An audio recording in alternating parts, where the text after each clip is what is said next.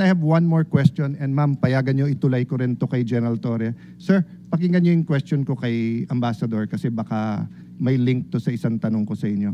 Ambassador, if you go one by one sa questions, it seems to me the ICC wants to make sure na nasunod yung due process at saka human rights ng akusado at ng inaresto. In your view, meron po bang violation ng batas sa pag-arrest or pag-detain ni former President Duterte? Wala po. So wala. Opo. So wala. And you know our law, so walang violation. Opo. Okay. How about you, General Torre? May violation ho ba sa arrest or detention ni former President Duterte? No, sir. No, wala. Categorical, wala tayong violate na law. No, sir. Okay. Can I read to you Republic Act 7438, an act defining certain rights of person arrested and detained under custodial investigation, as well as the duties of the arresting, detaining, and investigating officer and providing penalties for violation thereof. Section F, any person arrested or detained, arrested, detained, or under custodial investigation shall be allowed visits by or conference with any member of the immediate family or any medical doctor or priest, minister, chosen by him or by any member of his immediate family or by his counsel. I saw the video, sir. President Duterte was asking for his own doctors. Ang sabi nyo, hindi, may dala kayong doctor na colonel. Tama po ba? That's one part, sir. Yes, so Pero you did not allow him to bring in his own doctors. There's another video that will show that he has his doctors from the Cardinal Santos. Yes, and he was saying kulang yon kasi ano pa sila, di ba? Yung iba pang doctors, pero hindi na pinayagan. There's videos from outside, yung ibang gamit, etc. Correct, sir? So, you can answer. Hindi to yes or no. So, to your point, did you allow all of his doctors in or no? Sir, we have substantial doctor. I think we have complied with 7438, sir. Okay, it doesn't say here substantial. We It have says complied with here... 7438, sir. No, sir. Ang sabi kasi dito, his choice. Hindi nyo choice. Hindi nyo choice i-limit yung doctors niya. Ang sabi nyo, substantial. So, I will clarify. Were there doctors that he requested you did not allow in? Yes I was or not no? aware of that, sir. Okay. You're not aware kung meron pinapasok o wala. Kung meron siyang ibang Okay. additional doctors, But sir. I saw the video wherein you're saying 2-star, ako na nagdedesisyon, I will not allow VP Sara in. Tama? Yes, sir. Okay. Hindi ba siya anak? Ang nakalagay dito, the person's immediate family shall include his or her spouse, fiancé, parent or child, brother, sister, grandparent, grandchild, uncle, aunt, nephew, niece, etc. Ang penalty nito ay 4 na taon ata na kulong. Penalty clause. Any arresting public officer, employee, or any investigator who fails to inform any person arrested, detained, or under custodial investigation of his right to remain silent and to have competent penalty of not less than 8 years. Ito, sa letter B, any person who obstructs or prevents any of his lawyers, any member of his family, or person arrested, detained, medical doctor or priest of his choice 4 years. So, sir, you prevented VP Sara from entering. At the outset, sir, maraming salamat sa pagbigay sa akin ng pagkakataon na ito para maklarify yan, sir. Dahil nung first hearing natin, sir, ay palagay ko na-explain na lahat yan, sir. At nagkaroon ng napakaraming mga... Nung first hearing, sir, ang pinag-usapan kasi doon na lawyer, ako, upon looking at the Constitution, kaming mga senador, we cannot appear before the court but we can practice. Pero ang presidente, vice president cannot practice. So kasama na ako doon at yung ibang nagsabing abogada. Pero nung nakita ko tong batas na to, nakalagay, pag anak, you cannot stop them from visiting. And nakita ko yung video, but sabi nyo nga, may kompleto kayong video, that's why I'm asking you, baka naman pinapasok nyo nang hindi ko alam. Sabi mo, 2-star, sir, ako na. Ako nagdesisyon nito, sir. I don't know if you use the word ako mananagot. So, simple lang question ko, did you prevent VP Sara from seeing her father? Yes or no? Can I expound on this, sir, before I answer the yes or no, go ahead. sir? Thank you, sir. Kaya ako nagpapasalamat, sir, na ma-expound yan, sir. Dahil after the first hearing, medyo marami-rami ang lumabas, sir, na mga misinformation regarding that matter, sir. Yes, sir. I did I did deny the request of President Duterte for him to allow VP Sara to enter, sir. Kasi nga naman, sir, mag-aalas 10 na yun, sir. And that is already around 12 hours after we first got him into custody. The VP has all the chances to be with the President earlier that day. We are expecting her. Actually, sir, mga alas 3 pa lang, may information na darating siya. And kung gusto talaga nilang pumasok, sir, pwede naman, sir, eh. Kasi Hinadlangan mo nga eh, di ba? Ma'am, sinundo, Parang ma'am, sa loob ng Villamor. Sinabi nga ninyo na hinarang, di ba? Yes, Sabi nyo, ma'am. Ito, kasi mama, gabi na, I matagal did. na. I did, ma'am. I did really prevent that from the VP. I told the president that she can visit her on the detention cell in Hague. Sabi ko kung gusto niya talaga. Pero Sabi kasi mo nga naman, makapasok, pero ma'am, sa kabilang sandali, dako ma'am. sinabi mo you prevented let her. me- Alin ba talaga? Let me clarify, ma'am. Hindi pa ako tapos, ma'am, eh. May Hindi, iba-iba Okay, lang yung sinasabi mo eh. Ma'am, patapusin niyo ako kung pwede. Kung pwede, ma'am. Okay lang.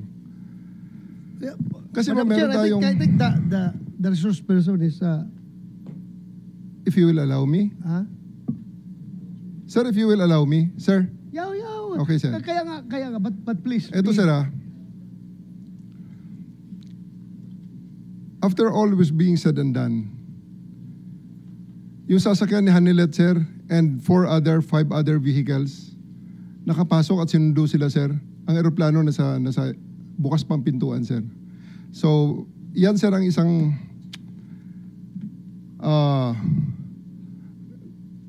tumayong balahibo ko nun, sir, noong panahon na nakita ko, andyan yata si VP Sara, andyan si Bongo nakapasok na. Kasi sinusundo na, sir, si Hanilet at saka si Kitty, sir, ng kanilang mga sasakyan, together with the other entourage. Bakit nila sumabay dun, sir, sa tarmac? Bukas pa naman, sir, ang pintuan. Alam mo, Madam Chair, Sir, Nick, Sir. you That's a new ibig mong information, sabihin, sir. kung pwede pumasok yung si Ma'am Hanilit at saka si Kitty, gusto mo ring sabay-sabay na sila. Sir, ganito. Hindi ko dinideny na pinrevent ko si VP Sara na pumasok based on the request of the former president.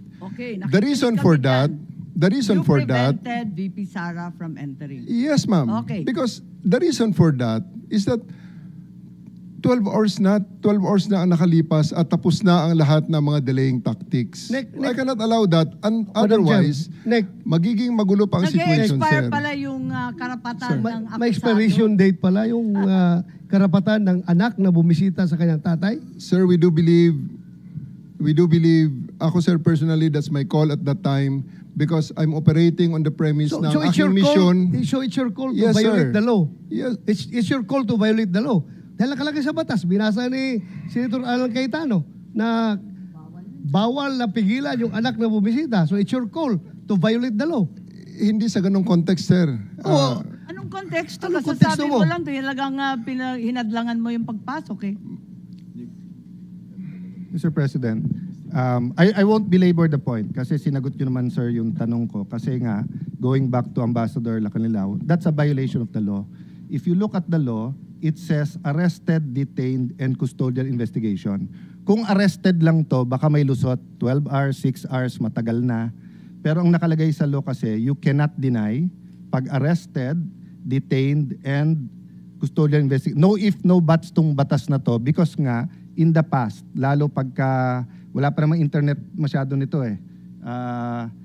1992, no? Wala pa masyado yung mga, bago pa lang yung mga, cellphone na ba nito or ano? But ang point, sir, there's no exceptions here. So that's a matter of defense kay General Torre.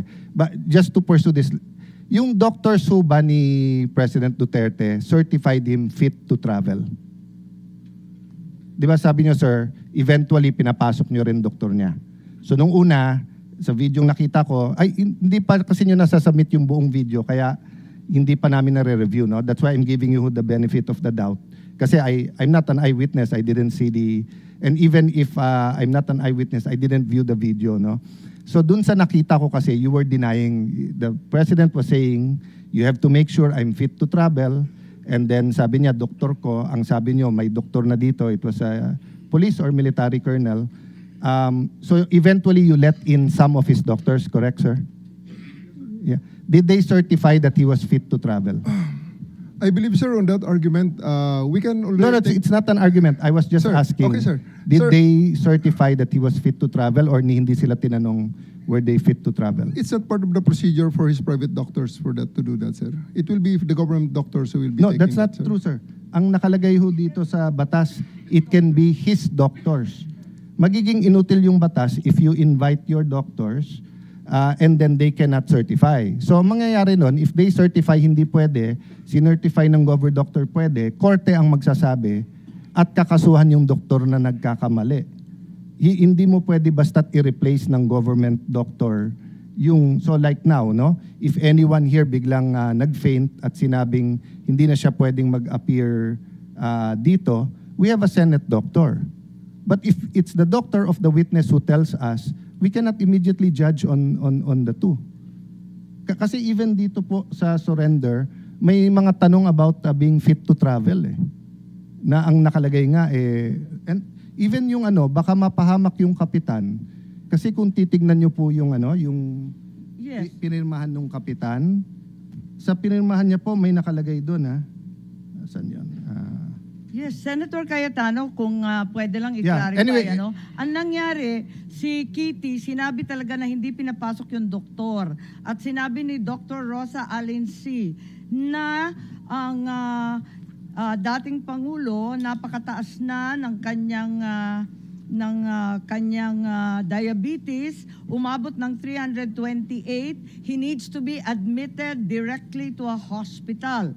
Nagkaroon ng diskusyon doon sa Villamor, pinatawag yata, nung isang Colonel Dr. Donald Palma, cardiologist, na hindi siya nasa kalagayan na magbiyahe ng mahaba, pero pinirmahan ni Dr. Colonel Jonathan Rico, isa na namang Armed Forces Doctor, Commanding Officer ng Air Force, na pwede siyang bumiyahe. So, ibig sabihin, maliwanag na ang pumirma ng certification of fit to travel ay hindi kanyang doktor na hindi pinapasok, kundi doktor ng AFP. Correct ba ho ang pagkakwento ni Madam Chair. Chairperson? No, Senator Go, just before, ito yung dahilan kung ba't ko tinatanong. Sabi nga ni SOJ, sub judice, meron na request, may petition for writ of habeas corpus. Ang aking concern ngayon, kasi ang bata, ang ginagaya, hindi yung salita natin, yung gawa. And I think ganun din sa batang pulis, batang militar, batang tanod, batang NBI. They're watching now. So what if someone was arrested in Tawi-Tawi? Can he be visited by his family anytime? And can his doctor, they say, hindi mo pwede ilipad ng Manila yan?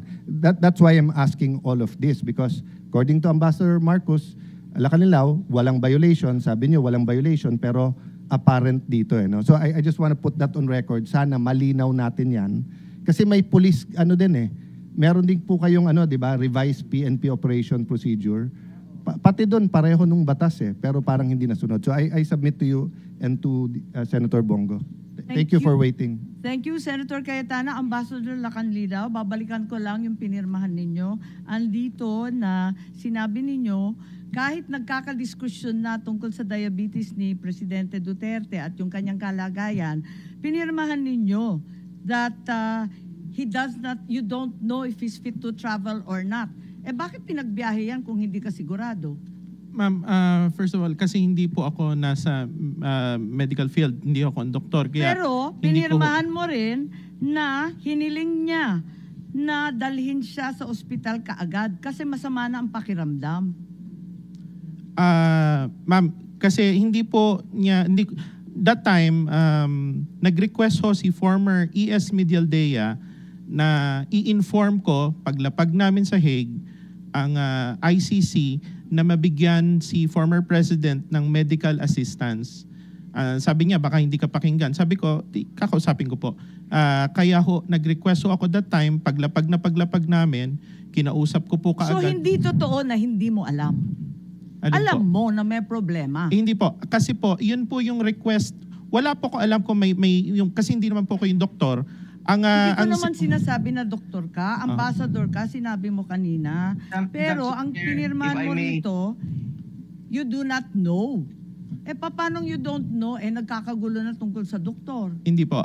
Yun nga po, nag-request lang po si former ES Medialdea na Ambassador, mag-request tayo sa ICC para mabigyan ng medical assistance si former president. Pero hindi po namin pinag-usapan kung ano po yung kalagayan na mataas po ang kanyang sugar o mataas ang kanyang... Hindi, humihingi na nga na direktang dalhin sa ospital. Tanungin natin si Senator Bongo. Kanina pa nagtataas ng kamay, sorry.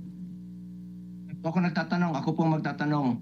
To Ambassador Marcos Lacanilaw, totoo ba na pagdating doon sa The Hague, sinakay siya sa stretcher, siya na lang mag-isa? Yes or no? Opo. Hindi niyo na sinamahan? Hindi po kami inalaw ho ng ICC. Paano yung mga medisina niya? Yun pong kanyang personal nurse together with the PNP doctor, nakipag-coordinate sa doktor ng Hindi sila ICC and pinababa? binigay ho yung... Yes or no? Ano po yun? Hindi sila pinababa? Hindi po. Wala siyang kasama binaba?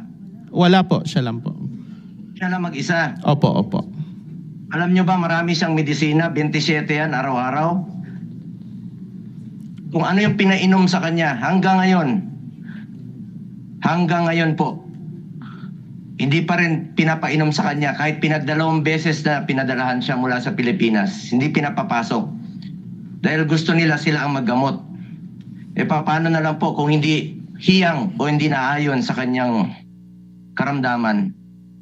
Yung nasa Villamor pa lang po, si dating Pangulong Duterte, mataas yung blood sugar niya. And he is due for check-up po, March 12. Andiyan dyan po yung nurse niya. Monthly po yan. December, January, February, March. Buwan-buwan po yung kanyang medical procedure. 80 years old na po yan. Buwan-buwan, ako mismo sinasamahan ko. Pati yung gamot niya, buwan-buwan, ako rin po nagpapadala. May karamdaman na po si Tatay Digong. Alam niyo po, ganitong totoong kwento. Para alam niyo lang po yung totoo. Nung dumating si dating Pangulong Duterte, andyan dyan po yung tatlong doktor niya. Harap ko po si Chief PNP Marbil. Tinanong ko po, Sir, saan niyo ba dadalhin? Kasi dito yung mga doktor. Sabi niyo, dadalhin po sa kampo sa 250. Kaya tinanong ko po si yung spokesperson na hindi nagsasabi ng totoo. Tinanong ko saan dadalhin. Hindi niya ako sinagot, tinalikuran niya ako. Sumunod po kami. Nung sumunod kami, hindi na po ako pinapasok. That was 10 o'clock. 2 o'clock, 3 o'clock. Meron pong sumundo sa amin. Sumakay ako sa sasakyan ni Ma'am Hanilet. Pagbaba sa gate, binababa po ako. That was 3 o'clock pa lang po. Binababa po ako. Hindi po ako pinapasok. Respeto lang naman ang hinihingi ko. Just for the record. Sino bang pumigil nito? Bakit kaya hindi kami pinapasok? Kaya hindi po ako nagtataka kung hindi po pinapasok. Si VP Sara nung gabi. Paano papasok? Sarado na yung gate. As in sarado. Lahat po ng gate sa kampo sarado po. Nung sinubukan ko pong pumasok, nagpaalam po kami. Pinababa po ako. Kahit nakasakay na po ako sa sasakyan. Nakiusap na lang po ako papasukin yung mga doktor. Yung tatlong doktor po. It took you about 3 hours, 4 hours pa po. After his arrival, bago pinapasok yung doktor. Yung oxygen niya nandoon, yung ambulansya po nandoon. Inantay muna about 3 to 4 hours. Or even 5 hours bago pinapasok po yung ambulansya. Pati yung doktor niya. Doon pa po nalaman na mataas 300 plus po ang kanyang blood sugar. with that findings, kung talagang chinek up ng doktor ninyo ng maayos, he is not fit to fly. He is not fit to fly. Due for check-up na po siya and admission po, March 12. You may check with his hospital sa Cardinal Santos. Naka-reserve na po yun. A week before pa po. Hindi naman magsisinungaling yung hospital. Yun na po. Yung gusto lang natin malaman dito, yung katotohanan lamang po. The truth. The truth. General? Kung ano lang po yung totoo. Salamat po. General, tama ba yung sinasabi ni Senator Bongo na 3 oras nang nag-iintay yung sariling doktor ni dating Pangulo at hindi pinapapasok ng pagkahaba-habang panahon samantalang may sakit yung kanyang pasyente? There was a doctor from Cardinal Santos, ma'am, babae. At nag-request pa nga yun nung... 3 oras bang nag-intay? Nag-request pa ng... Diyan na ba si Day? na magpapasok ng ECG, ma'am. Pero 3 oras nag-intay? 3 to 4 hours po bago pinapasok ang doktor at yung ambulansya. Ginawa nga pong installment yung pagpapasok ninyo. Una, papasukin muna yung isang doktor. Pinapasok na naman yung isang doktor. Finally po, kailangan pumasok yung ambulansya, yung ECG mismo, pati yung oxygen. Anuhin mo naman yung doktor, wala yung ambulansya, wala yung ECG, wala yung oxygen. Tingnan niyo po yung records niyo, ano oras nakapasok. 10 a.m. yung arrival, kapasok yung doktor, mga alas 2 na po, siguro alas 3. It took 4 hours. Pakiusap ko lang po yung katotohanan lamang po. Huwag na tayong magpaligoy-ligoy dito, huwag na natin iikot pa. The truth lang po. Maraming salamat, Senator Go. At nakita ko yung mga retrato ni Presidente Duterte, nakahiga, natutulog sa isang maliit na upuan, may oxygen cannula. Talagang sintomas yun pag nahihilo na sa diabetes.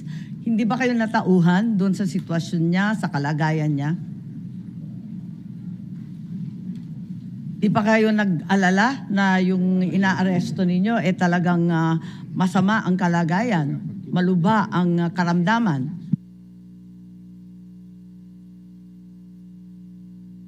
Yes, General Torre. Nakita mo naman siguro, nakita ko lang sa picture, di mas lalo mong nakita. Regarding the medical condition of the former president, sa tingin ko naman, ma'am, supisyente ang mga doktor na nandun, and I defer to their expertise. Pero hindi niya doktor. Ayon sa batas, siya ang pipili ng doktor. Ma'am, may picture tayo rito na may doktor siyang sarili galing sa sa Cardinal Santos. Babae po yun, nakaputing t-shirt. At siya po ay doktor ni PRRD. Ang sa akin lang dito, ma'am, is that I take comfort on the fact that we have a benefit of 2020 hindsight, ma'am. Bago maglanding aeroplano ni President Duterte, he himself was the one who made a video, pinadala niya sa anak niya, pinost ni Kitty, sinasabi niyang okay siya. So I think all the discussions now about his medical condition, parang siya lang mismo nagsabi mo na okay siya bago maglanding sa Hague. At ibinigay niya kay Kitty yon, pinost sa internet yon, and everyone sees. So thank you, ma'am. Madam Chair, I understand what you're saying, General Torre. Ang problema nga, kung ako ay pulis sa Batanes, sa kahit saan, sa sulok ng Taguig, sa sulok ng Pangasinan, sa sulok ng ang laki-laki ng Davao, Cebu City, tapos sinabing kailangan ko doktor ko. And then sabihin isa lang sufficiente or sa militar sufficiente. Paano kung may nangyari sa kanila? That's why the law is clear. The law is clear. Doctors, priest, choice nung inaaresto or dinidetain, and then ganun din pag family members. No ifs, no buts. Diba? So, I have seen Supreme Court cases where they said that this is not to be a precedent, that this is a special case. Diba? We've seen Supreme Court cases. So, if you say this is a special case, given the circumstance, I will not say you're right, but I will not argue with you. But if you tell me, sir, okay naman siya, o tignan mo. So paano nga kung, kasi the law is clear Hindi naman ikaw magsasabing sufficiente, hindi. But you're supposed to allow all of his doctors in right away, and you're supposed to allow his family members there and not deny them. So yun lang yung point that I want to make. Especially kung si Ambassador Lacanilao also is certifying to the ICC. I'm not sure but tingin ko, kaya hindi kinuha kagad si President Duterte na hindi mo pa napirmahan lahat. Because ayaw nilang kunin tapos hindi fit to travel, pag na-stroke yun o may nangyari sa kanya, human rights institution yun, sila pagbibintangan. Kaya ka pinapirma muna na at hindi kukunin hanggang hindi ka pumirma para yung responsibility na sa atin. Diba? So that's what I'm saying, Jel Torre, that what I'm discussing with you now is beyond what happened here. It's the revised rules of PNP operational procedure vis-a-vis the Republic Act 7438. Sa 7438, there's no exception eh. Hindi sinabi dito na pag ganitong oras, hindi na pwede yung anak. Pagka ganito, yung doktor, pipila ka sa labas, hindi ganitong oras. Di ba? So anyway, I think we've both made our points naman unless you want to add on that. No?